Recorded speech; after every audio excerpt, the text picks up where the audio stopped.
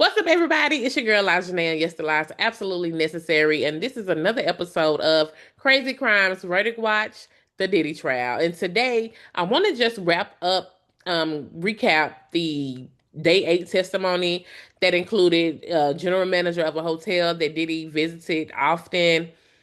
We have a makeup artist from Cassie. And obviously Kid Cudi. He explained a couple of things and even shared a news story that we had no idea about.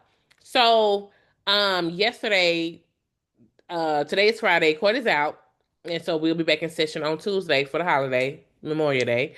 And so yesterday, we kind of got into some things, and at this point, the prosecutors, they're still calling witnesses to basically corroborate the things that Cassie has said. Everything that people are testifying about, we have heard in some way, right? So I want to just get right into Mila Morales.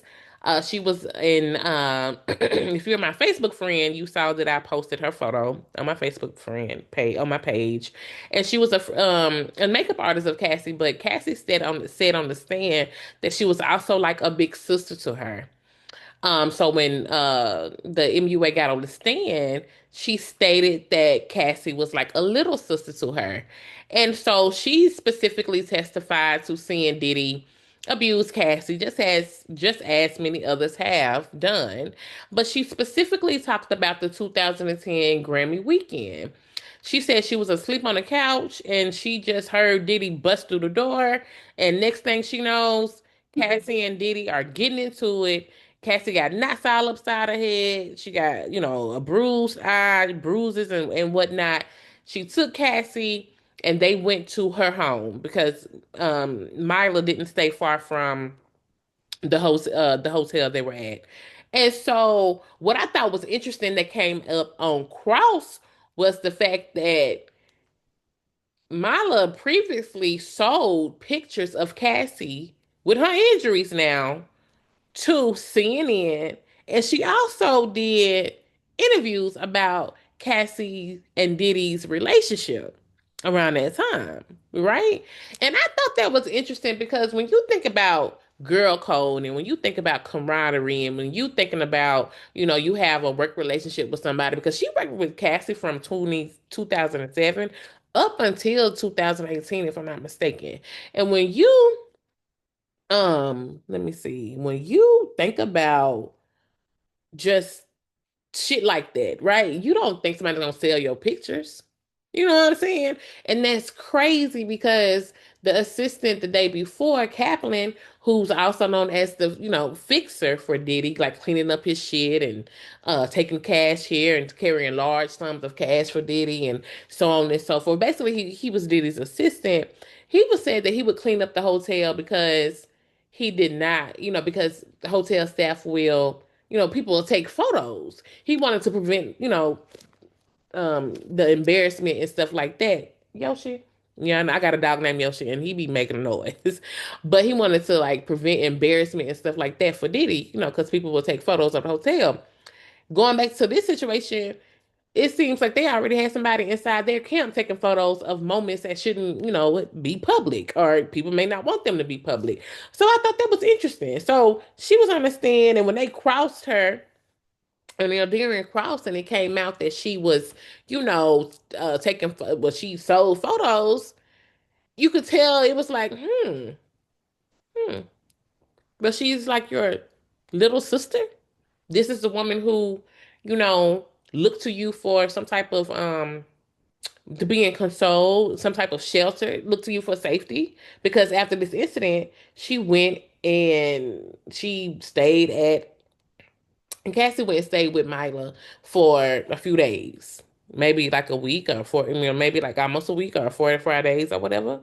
And so it just goes back to I told you all in another video that Cassie really thought that these people she was around constantly were her friends. She considered them to be almost like her family. His security was her friends. These were the same people that Diddy was seeing to just randomly pop up at her house when he couldn't find her when she wasn't answering the phone, but yet you got somebody who's taking pictures of you and then selling them for $1,000 to CNN for a story.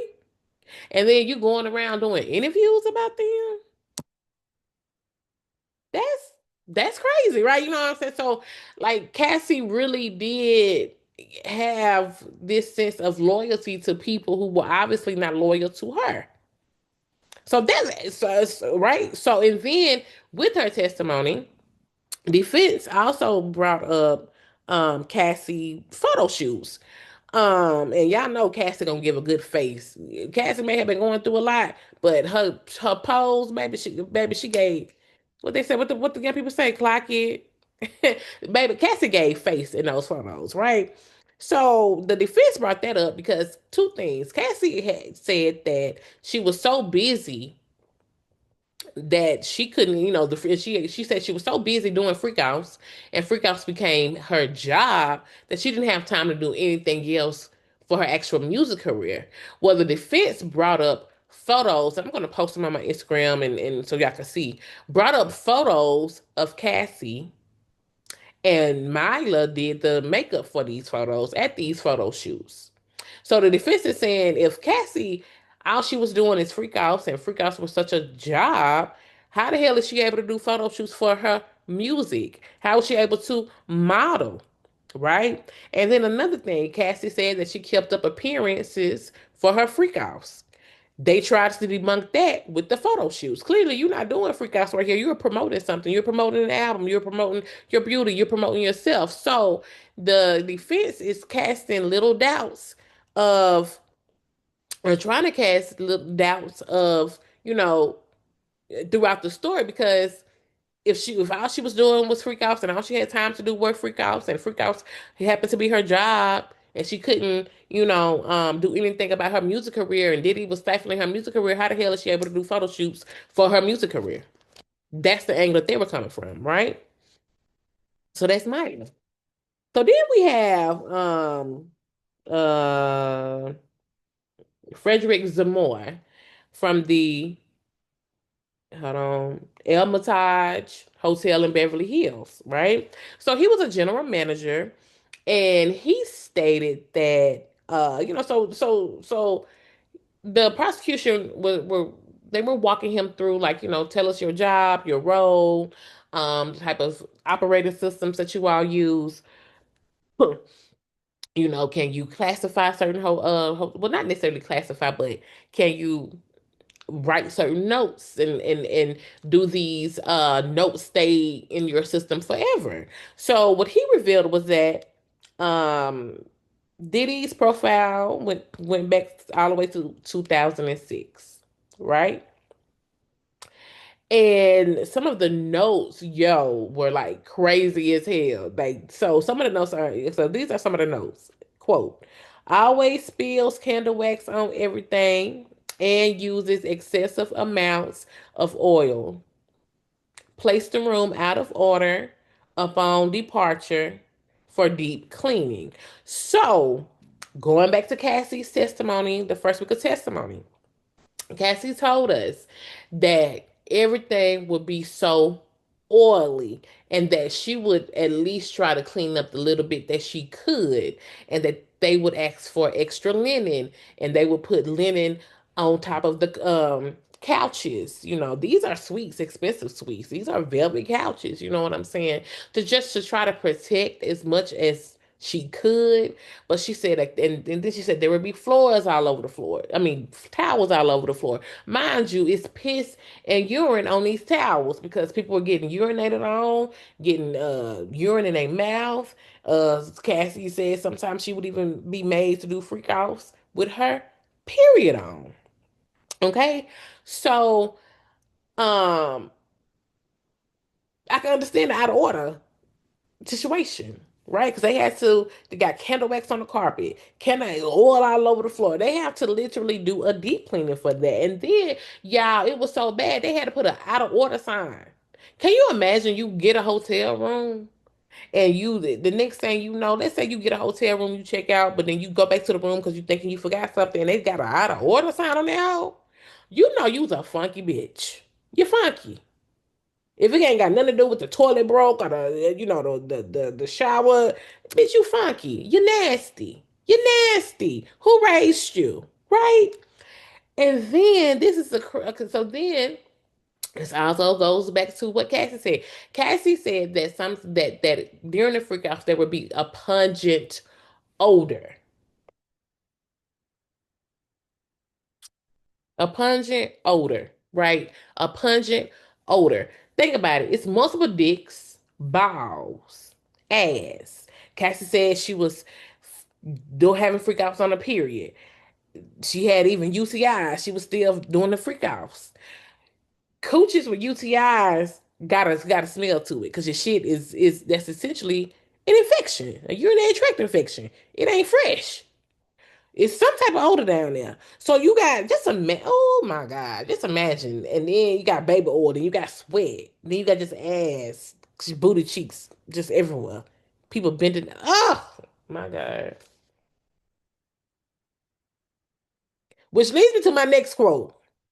Please monitor outside his room, down the hallway to spray air freshener.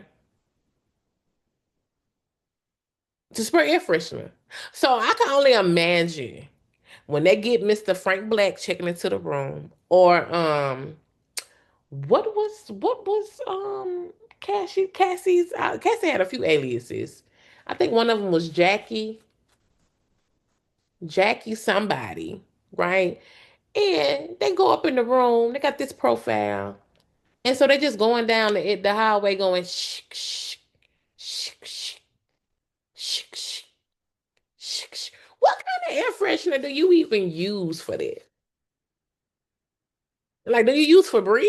Because Febreze, and this was back in the gap. Some of these, like the shit I'm saying, they probably didn't even had it. I mean, I know they had Febreze then, but they got like all these, people when people came out, when COVID came out, people started creating all this stuff for your air to clean the air. They ain't had it. So you imagine up in there, getting your dick sucked in your balls. So then the people walking by your room, the people who work there saying, this is a stanky ass motherfucker. He got his balls all out. And then Cassie said sometimes it's 3 or 4 dicks in a day in the freak off.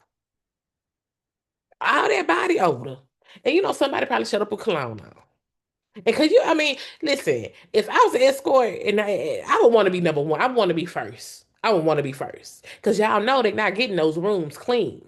Because they stand there for days at a time. They're not getting them rooms clean. They just up in there fucking, sucking, nutting, pissing, taking showers, I guess. Child, that's too much. That's too much. Is that too much? And then they would also charge his card an extra $1,000 because for damages. At one point in time, I think they had to charge him an extra $2,000 according to Frederick. Yeah. Charged an extra $2,000 for I put incidentals. Um And part of that $2,000, 500 was for candle wax that was on the floor and couch and whatnot. Carpet. Funky. Funky. Okay. So then we have Kid Cudi. Everybody was waiting for Kid Cudi. Kid Cudi, Kid Cudi, Kid Cudi. We have heard for years and years and years that Diddy blew up Kid Cudi's car over Cassie. Years and years and years. Well, baby, here we go. Oh, it's also important for me to know that the defense did not cross-examine Frederick, the general manager. And I actually just interviewed a really, really good defense attorney from LA, criminal defense attorney, and we spoke about everything about this trial and Rico's and whatnot. And her interview will be up tomorrow, but she told me that sometimes when the defense doesn't cross a witness, it's because either they don't want to open up any more can of worms or it felt like a safe testimony. You didn't say anything that damaged our witness.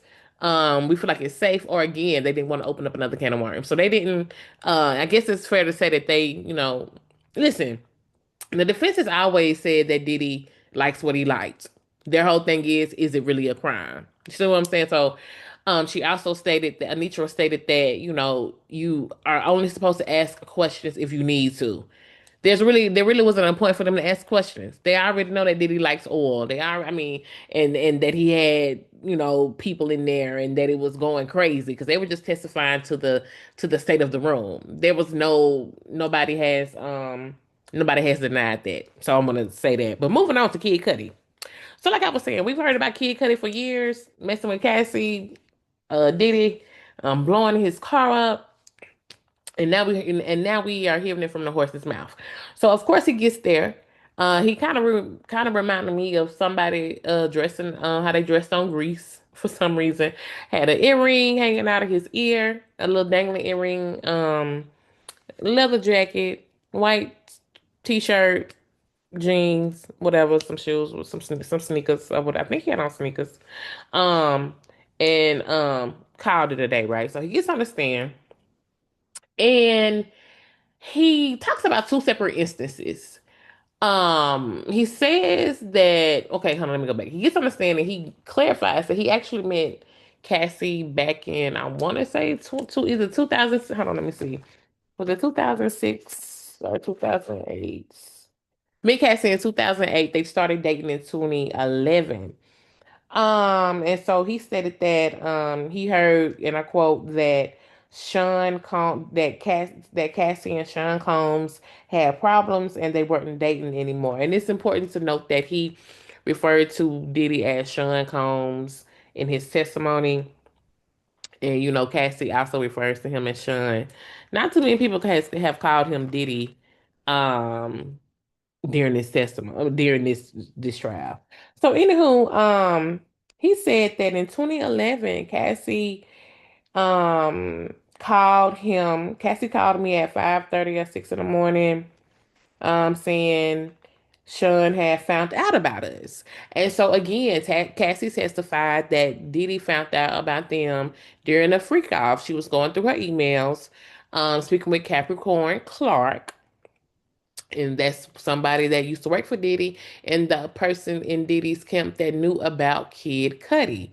And somehow she was going through her emails. Like I said, she had a long break. She went through, Autumn Dixon, taking her break. She went, grabbed the phone, went through her phone, and Didi saw the conversation. She didn't go into detail exactly what was going on. Like, I was scrolling through my phone, he looked over my shoulder. Like, we don't know. All we know is that she was checking her email, and Diddy saw it, and that's how he found out about Kid Cudi. I believe he threw like a yeah, let me say this. It's so many damn instances. I can't even keep them straight. It's one thing we do know. Diddy used to beat her ass a lot. So he got mad about it. And he got mad about it.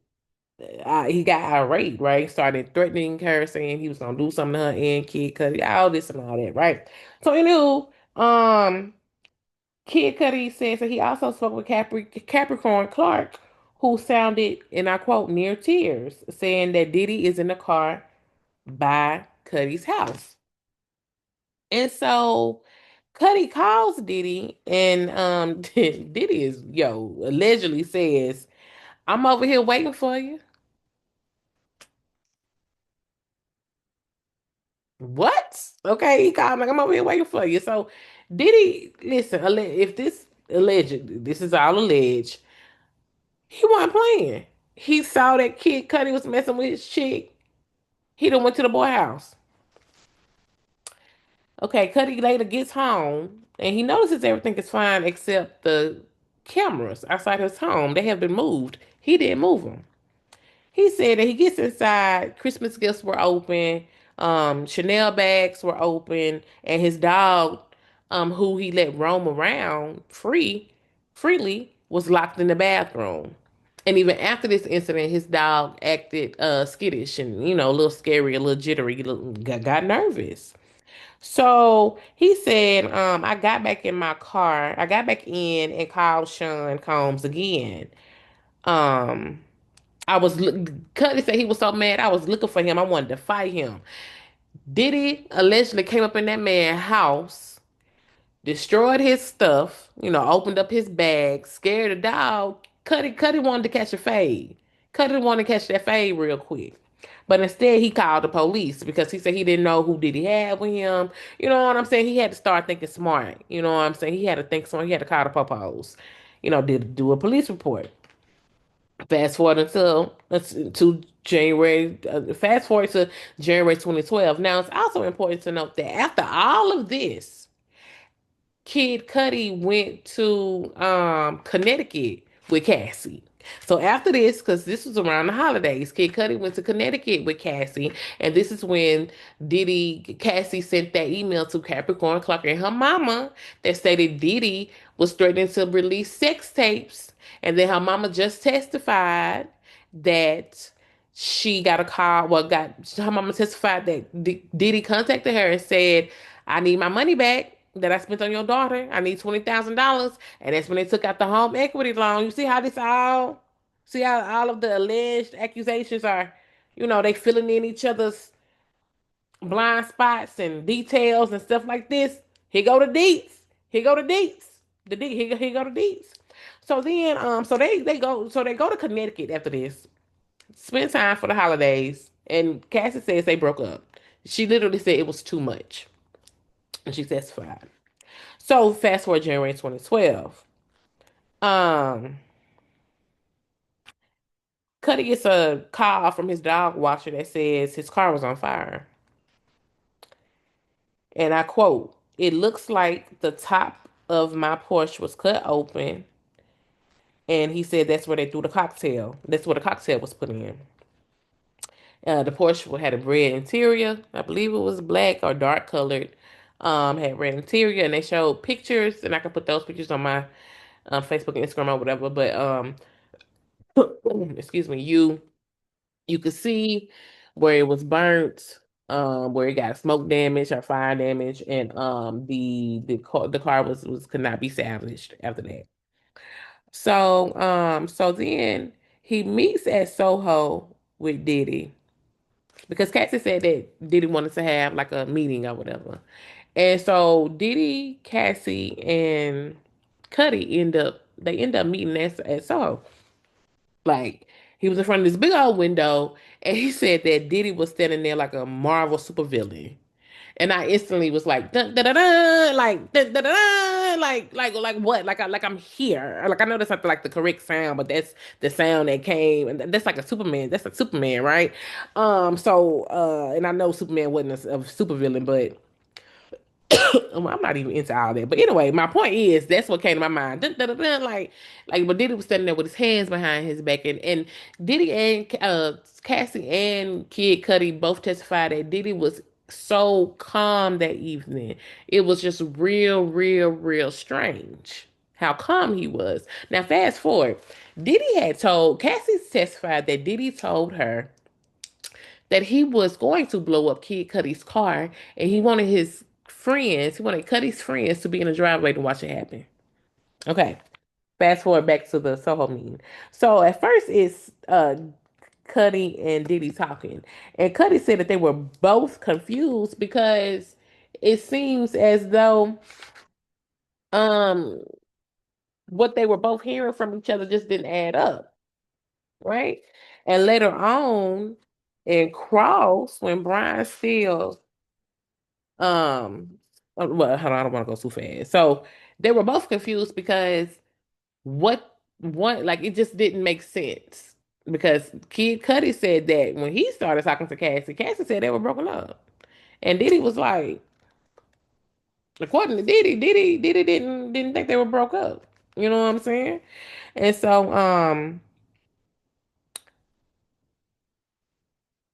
Cudi asked about his car. Which is something else that Cassie testified.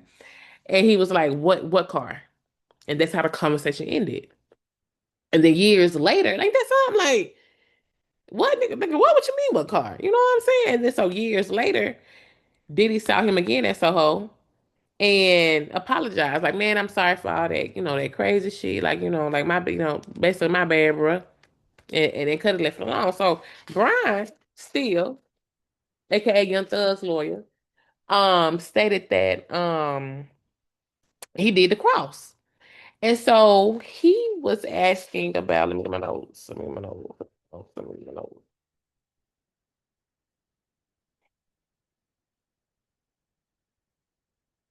There was one point that hold on, hold on. There was one point that Brian was like, did you ever speak to, remember I told you Cuddy called the police. So it's like, did you ever speak to the police after this happened? Like after you filed a police report, did you ever hear anything back? And Cuddy was like, no. And essentially Brian was like, Mr. Steele was like, do you know that, they found a woman's DNA on the car? As I said, they didn't find Diddy's car, Diddy's DNA on the car. And I believe it was an objection, if I'm not mistaken. And then he rephrased it and was like, are you aware that there was DNA found on your car? And Cuddy was like, no, right? And then Brian also asked him, it just sounds so funny saying Brian. I don't know. That's why I say Mr. Steele. Anyway, he also asked him, he said, this is about the relationship between Cassie. He said, both this is Brian Steele. Both of you guys were played, right? Cuddy, yes. The person who cut Brian Steele. The person who played you is the same person who played Sean, Miss Ventura, true? And he was like, yes.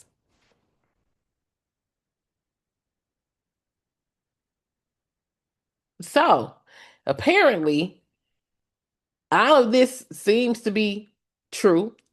When the defense did get up, they didn't dispute that a car was blown up, that a car had been blown up because they obviously have evidence. But they are trying to again plant those little seeds of doubt. He didn't Kid Cudi didn't see Diddy blow up his car. The dog watcher didn't see Diddy blow up his car. There was no evidence found as far as fingerprints that were traced back to Diddy. But on the other hand, obviously, it was clear that Diddy had already said he was waiting on the dude.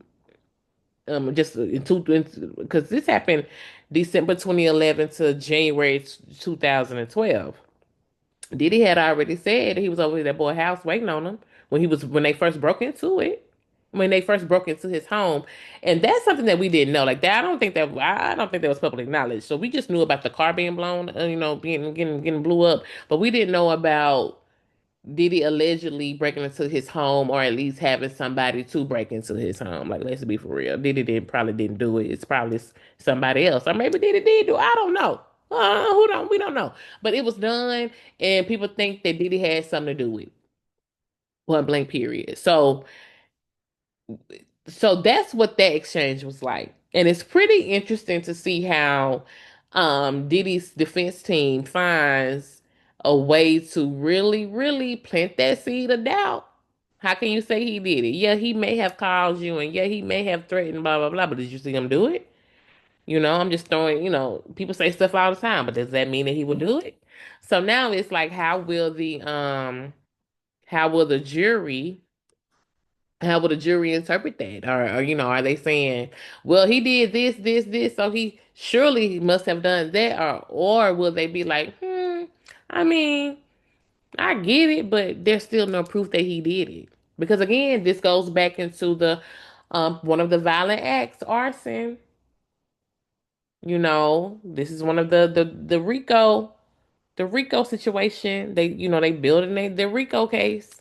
So day 9 picks up Tuesday. Capricorn clock will testify this week. And a few other people, well, next week and a few other people. And as always, I keep y'all updated. But this is your girl, Elijah Janae, and yes, the lies absolutely necessary. And thank you for watching Crazy Crimes Ready Watch. Crazy Crime. Oh my God, I can't even talk. This is La Janae. Yes, the lie is absolutely necessary. Thank you for watching Crazy Crimes. Verdict Watch, the Diddy trial, and I'll see you next week.